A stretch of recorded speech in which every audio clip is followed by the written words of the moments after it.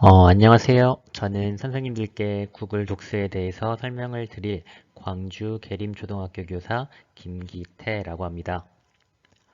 구글 독스에 대해서 설명을 드리기에 앞서 먼저 내일 연수를 위해 준비할 사항 몇 가지만 안내 드릴까 합니다. 앞부분에 설명이 되어야 기억하시기 쉬울 것 같아 지금 안내 드리는 점 양해 부탁드립니다.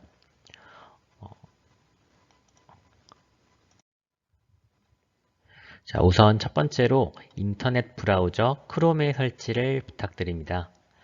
인터넷 익스플로러를 사용해서도 구글 독스를 사용할 수도 있지만 크롬을 사용할 때 보다 쾌적한 환경에서 문서 작업을 할 수 있습니다.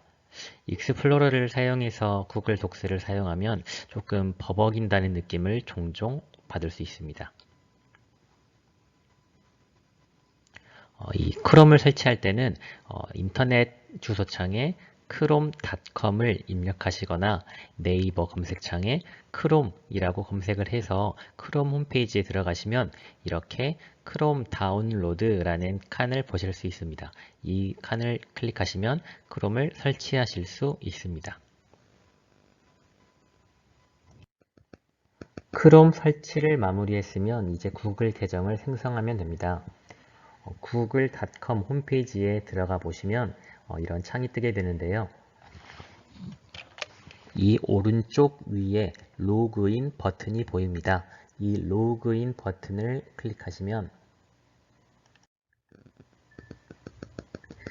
다음과 같이 로그인하는 칸과 계정 만들기 글씨를 볼 수 있습니다.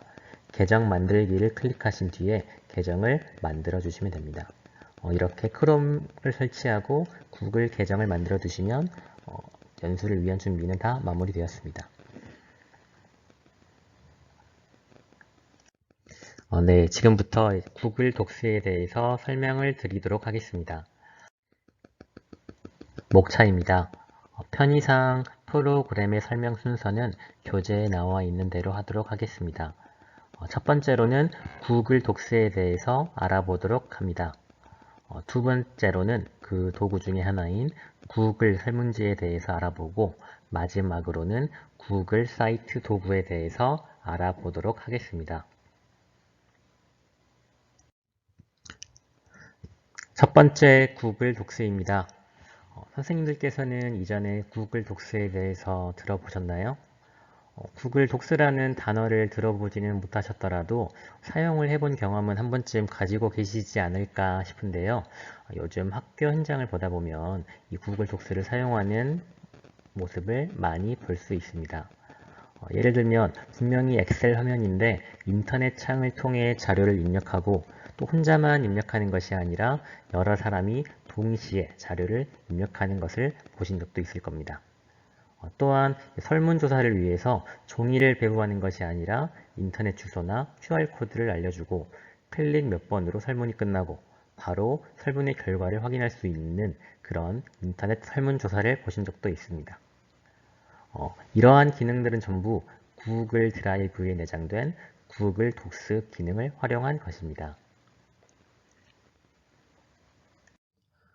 구글 독스에 대한 설명 이전에 클라우드 서비스에 대해 말씀드려야 할 것 같습니다. 클라우드 서비스란 여러 가지 자료를 사용자의 PC나 스마트폰 등 내부 저장 공간이 아닌 외부 클라우드 서버에 저장한 뒤 다운로드 받는 서비스를 말합니다.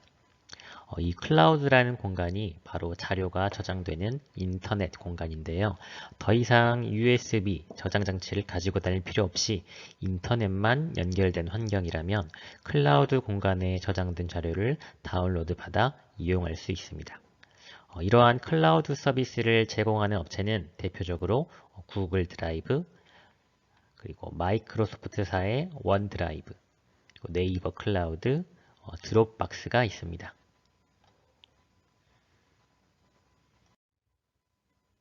네, 여러 클라우드 중에 이번에는 구글 클라우드에 대해서 알아볼 건데요. 이 클라우드, 구름이라는 이름은 형체가 없는 공간에 다양한 자료가 들어간다는 이유 때문에 붙었다고 합니다. 그래서 우리는 클라우드 공간에 자료를 저장해 두면 데스크톱 컴퓨터, 노트북, 스마트폰, 태블릿 등 다양한 기기에서 확인 및 수정이 가능하게 됩니다. 이러한 장점을 활용한 것이 바로 구글 독스라고 할 수 있는데요. 이전에 사용하던 오피스 프로그램과 비교해서 어떻게 다른지 한번 알아보도록 하겠습니다. 네, 앞에 화면을 보시면 그동안 사용하셨던 아주 익숙한 프로그램 아이콘을 보실 수 있을 텐데요. 이 왼쪽을 보시면 그동안 컴퓨터에서 사용했었던 마이크로소프트사의 워드, 파워포인트, 엑셀 프로그램을 볼 수가 있고요. 또 선생님들께서 아주 많이 사용하시는 바로 한글 프로그램을 볼 수가 있죠. 우리나라에서 사용하는 워드 프로세서인데 아쉽게도 우리나라만 사용하는 프로그램이다 보니까 다른 일반적인 프로그램과 호환이 잘 되지 않는 그런 안타까운 단점이 있다고 할 수 있습니다. 그렇다면 이런 왼쪽의 워드 프로세서와 오른쪽에 있는 구글 독스는 뭐가 다른지 그 중요한 차이점에 대해서 말씀을 드릴 텐데요. 왼쪽에 있는 프로그램들을 사용하기 위해서는 어떻게 했었을까요?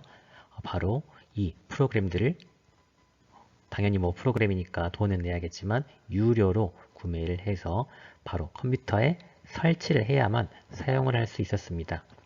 그래서 제가 예전에 학생들에게 파워포인트로 발표 자료를 만들어 보아라 라고 시켜본 적이 있었는데 선생님 저는 집에 컴퓨터 파워포인트가 없는데요 라고 말하는 학생들이 몇 명 있었습니다.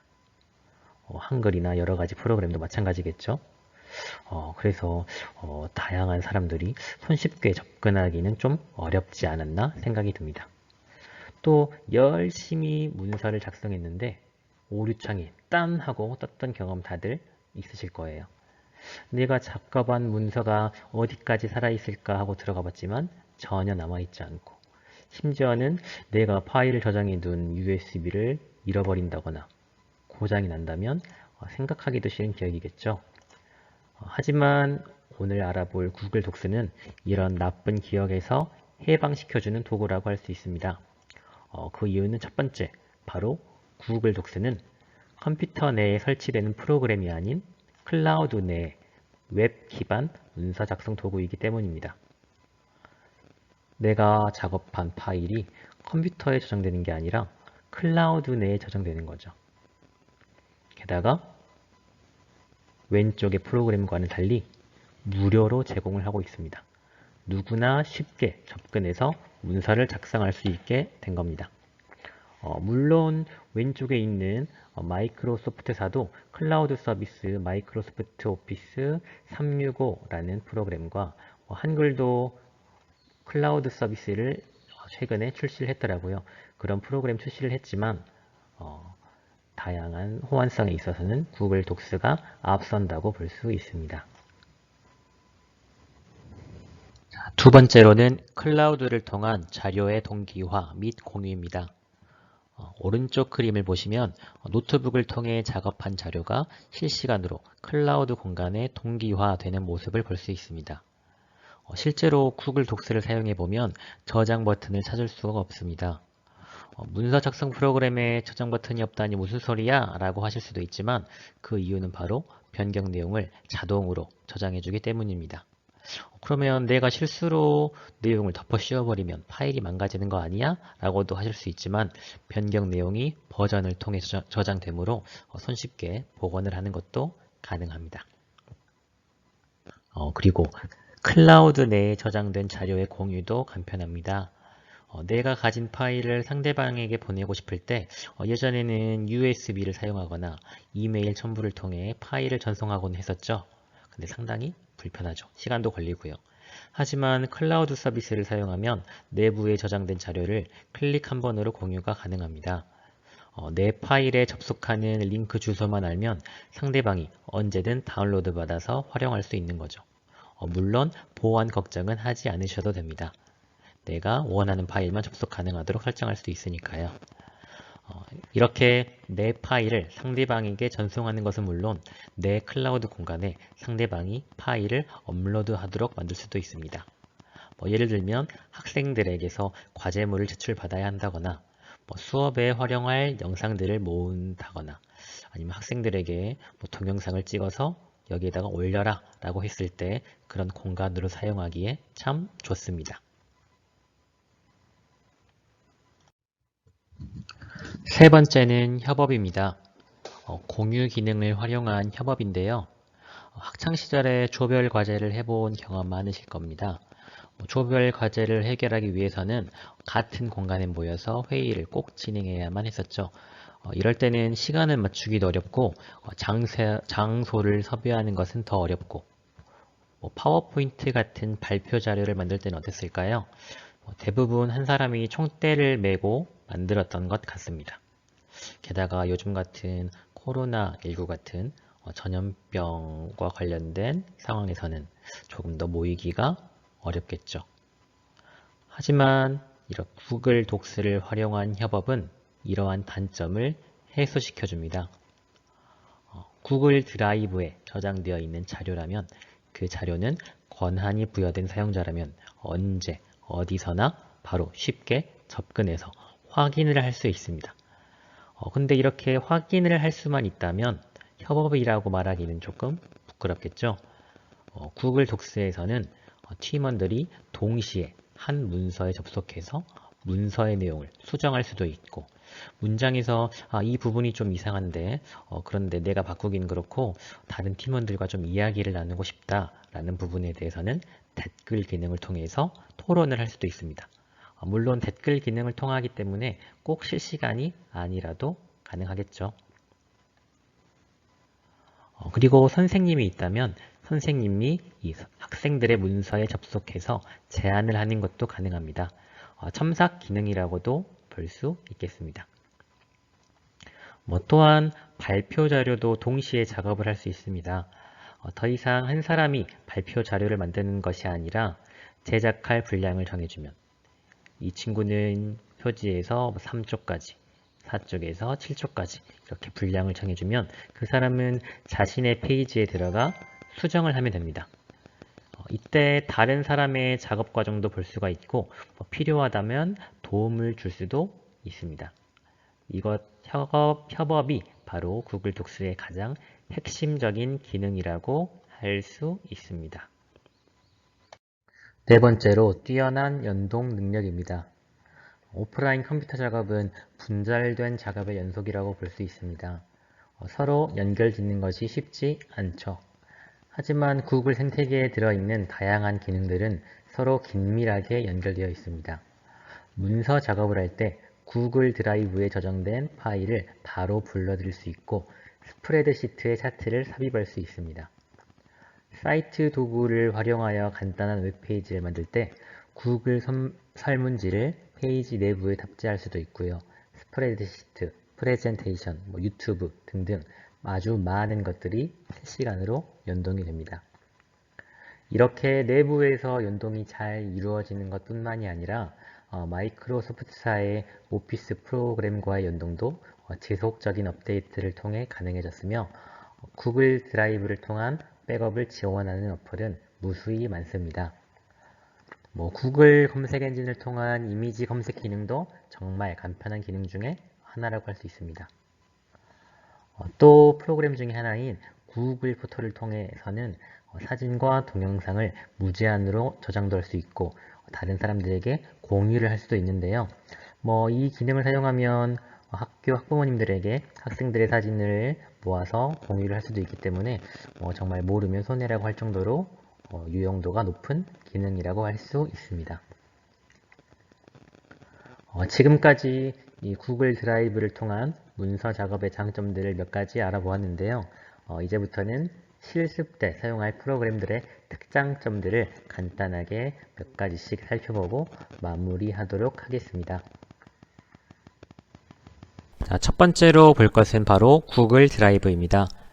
먼저 구글 드라이브를 접속하는 방법을 말씀드리자면 이렇게 인터넷 주소창에 drive.google.com을 입력하시면 바로 구글 드라이브로 접속을 하실 수도 있습니다. 그렇지 않다면 구글 홈페이지를 통해서도 접속이 가능한데요. 구글 홈페이지 google.com을 입력하신 다음에 이렇게 구글 메인 화면이 나오는데요. 이 오른쪽 위에 메뉴 버튼이 있습니다. 이렇게 이름 왼쪽에 메뉴 버튼이 있는데요. 이 앱 버튼을 누르면 구글에서 사용한 여러 가지 앱을 확인할 수 있습니다.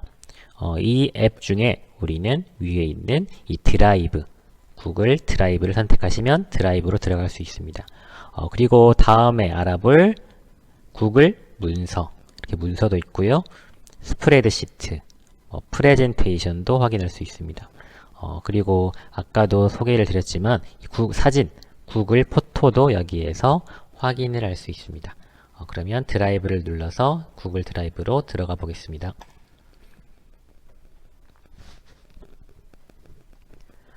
이렇게 구글 드라이브의 첫 번째 메인 화면이 보이는데요. 많은 내용이 있지는 않기 때문에 쉽게 적응을 하실 수 있습니다. 그러면 기능들을 간단하게만 훑어보자면 먼저 왼쪽에 새로 만들기 버튼이 있습니다. 이 새로 만들기 버튼을 누르면 폴더를 만들 수도 있고 파일과 폴더를 업로드할 수도 있습니다. 그리고 이 드라이브 속에 여러가지 구글 독스 문서들이 내장되어 있기 때문에 구글 문서를 만들고 스프레드시트, 프레젠테이션, 더 나아가서는 설문지, 그림 그리기, 지도, 사이트 도구 등 여러가지 앱을 드라이브 내에서 만들 수 있습니다. 여기에서 만들어진 여러가지 문서들은 바로 구글 드라이브 내에 이렇게 파일로 저장이 되게 됩니다. 그리고 새로 만들기 아래에 보면 내 드라이브가 있는데 이것은 컴퓨터 내의 드라이브를 의미하는 것이 아니라 바로 구글 드라이브, 클라우드, 인터넷상에 저장되는 내 저장 공간을 의미합니다. 그래서 내 드라이브를 클릭하면 이렇게 오른쪽에 내 드라이브에 저장되어 있는 여러가지 자료를 확인을 할 수 있습니다. 그리고 아래에 공유 문서함을 보면 나와 이제 공유를 했었던 여러가지 파일들과 폴더를 확인을 할 수가 있습니다.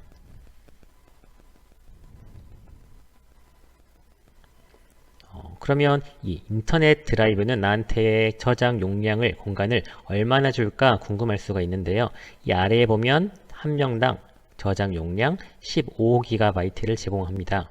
무료로 제공하는 것인데요.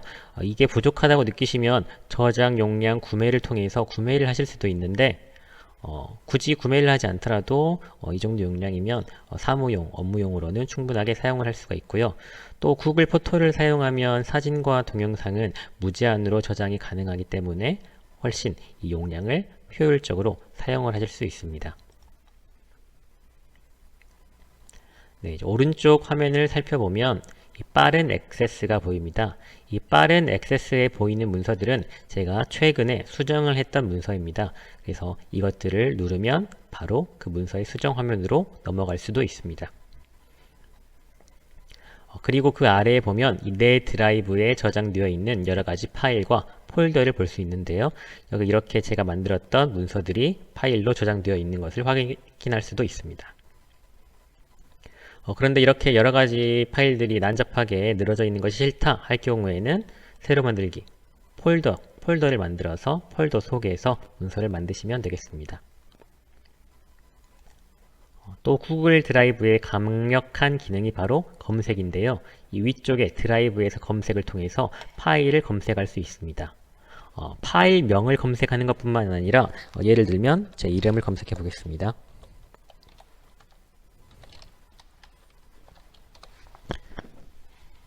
자, 이렇게 이름을 검색하면 파일명뿐만 아니라 그 파일 속에 있는 그 단어까지도 이렇게 검색을 해줍니다. 내가 원하는 파일을 손쉽게 찾을 수가 있습니다. 예, 그 다음 구글 문서를 보겠습니다. 구글 문서에 접속하는 방법은 이렇게 드라이브 내에서 새로 만들기 구글 문서를 통해서 바로 문서를 작성하는 이 구글 문서 작성 창에 접속을 할 수도 있고요. 이 구글 홈페이지의 앱 버튼 아래에 문서 버튼을 통해서도 이 문서 창에 접속을 할 수 있습니다. 그러면 이 더하기 버튼을 눌러서 구글 문서에 들어가 보겠습니다. 이 화면을 보시면 우리 한글 프로그램과 같은 이제 워드 프로세서, 문서 작성 프로그램이라고 보시면 됩니다. 그런데 한글처럼 이렇게 자세한 꾸미기를 제공하지는 않습니다. 그 워드 기본적인 작업에 필수적인 것들만 제공을 하고 있고요. 뭐 이렇게 정렬이라든지 뭐 내어쓰기, 들여쓰기, 번호 매기기, 글자의 모양, 이렇게 폰트의 크기, 이렇게 폰트, 글꼴, 그리고 스타일 이런 것들을 적용을 할 수 있습니다. 네, 지금 보이는 화면은 구글 스프레드시트입니다. 이것을 접속하는 방법은 구글 문서와 동일하고요. 마이크로소프트사의 엑셀과 아주 비슷한 모양을 볼 수 있습니다. 이 칸들에 함수를 적용할 수도 있고요. 뭐 아까 문서와 같은 기본적인 형식들을 적용할 수 있습니다. 이 스프레드시트는 이렇게 자료를 입력할 수 있는 칸이 아주 많이 제공되기 때문에 학교에서 다양한 자료를 수합을 해야 한다. 동시에 뭐 작성을 해야 하는 그런 상황에서 이 구글 스프레드시트 협업 기능을 아주 많이 사용하시는 것을 볼 수가 있습니다.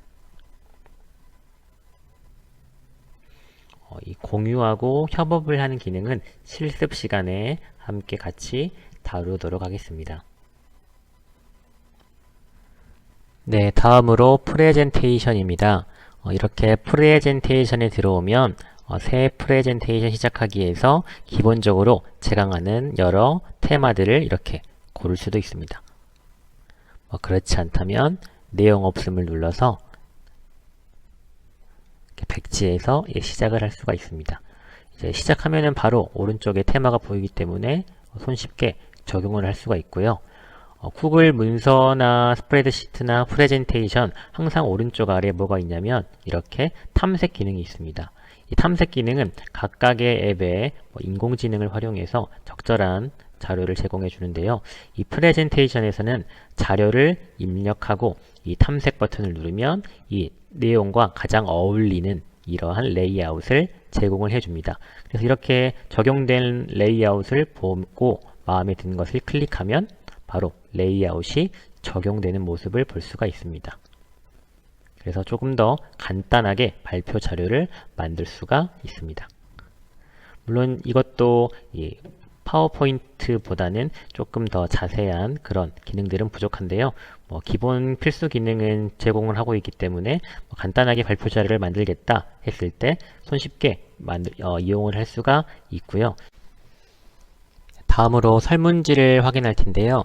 설문지는 드라이브에서 새로 만들기를 선택하거나 주소창에 forms.google.com을 입력하시면 들어올 수 있습니다. 이렇게 새로 만들 수도 있고 기본적으로 제공하는 설문 양식에서 한 가지를 골라서 설문을 만들 수도 있습니다. 그러면 제가 저번에 만들었던 설문지를 한번 들어가 보겠습니다. 이렇게 질문 탭을 보면 제가 이렇게 편집하고 있는 설문 양식을 볼 수가 있고요. 이렇게 섹션을 제가 지금 3개를 만들어 놨는데 1섹션, 2섹션, 3섹션으로 나누어져 있는 것을 볼 수 있습니다. 그래서 섹션에 따라서 여러가지 어울리는 설문지를 넣어 놨고요. 저는 첫 번째 섹션에서 1학년을 체크한 응답자는 바로 이 섹션 1학년 신청서로 이동을 해라 라고 이렇게 명령을 넣었고요. 2학년을 선택한 학부모는 3섹션 2학년 신청서로 이동을 해라 라는 이런 기능도 구글 설문지에서 제공을 하고 있습니다. 그래서 이렇게 여러가지 설문지를 만든 다음에 설문 응답자에게 보내기를 통해서 제공을 하게 됩니다. 이렇게 주소를 통해서 설문지를 보낼 수가 있고요. 이 설문지를 받은 사람은 핸드폰이나 컴퓨터 어떤 걸 사용해서든지 바로 실시간으로 응답을 할 수 있고 그 응답 결과는 제가 바로 이 창에서 응답 결과를 확인할 수가 있습니다. 바로 두 번째, 이 응답 탭에 들어가면 응답 결과를 볼 수가 있는데요.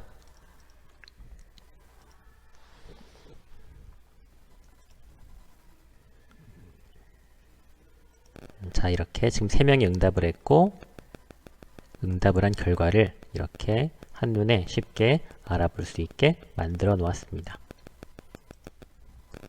그리고 응답한 결과를 이렇게 보기에 좀 불편하다 하시는 분들은 여기 이 스프레드시트 아이콘을 누르시면 이 응답 결과가 엑셀 스프레드시트 형식으로 바로 이렇게 변환이 됩니다.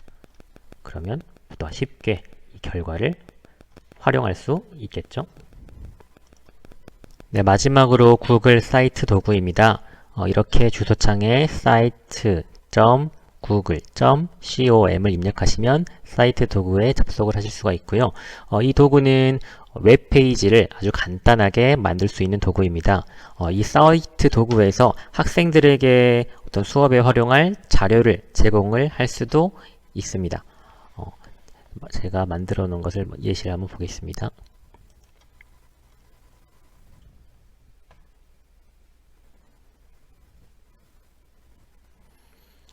예를 들면 5월 18일에 5.18 계기교육 자료를 이렇게 이 웹사이트 형태에 집어넣었습니다.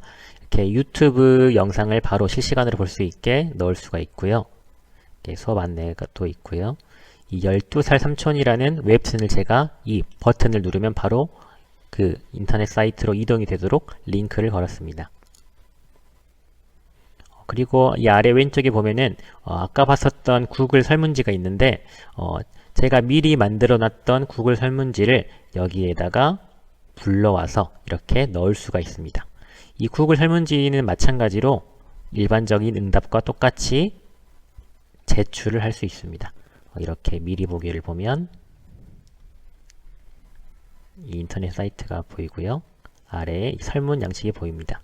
이렇게 체크를 하고 응답을 한 뒤에 제출을 하면 저는 아까 봤었던 구글 설문지 응답 탭에서 이 학생이 응답한 결과를 한눈에 알아볼 수 있습니다.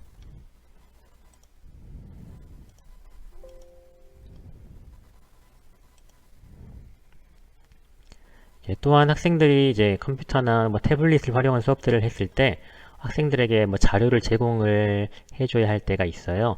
동영상이라든지 이미지라든지 그런 걸 제공할 때 저는 이렇게 학급 홈페이지를 만들어서 여기에 영상을 제공하거나 사진을 제공하거나 텍스트, 지도를 넣을 수가 있습니다. 그리고 이렇게 1모둠, 2모둠, 3모둠, 4모둠 각각 다른 모둠에 다른 자료를 제공하고 싶다면 이렇게 여러가지 탭을 만들어서 자료를 넣어주면 보다 수월하게 여러가지 자료를 활용할 수 있을 것 같습니다. 지금까지 구글 독스란 무엇인지 알아보고 구글 독스에서 활용할 수 있는 여러가지 기능들을 살펴보았는데요. 내일 실습 시간에 하나씩 만들어 보면서 익히는 시간을 갖도록 하겠습니다. 시청해 주셔서 감사합니다.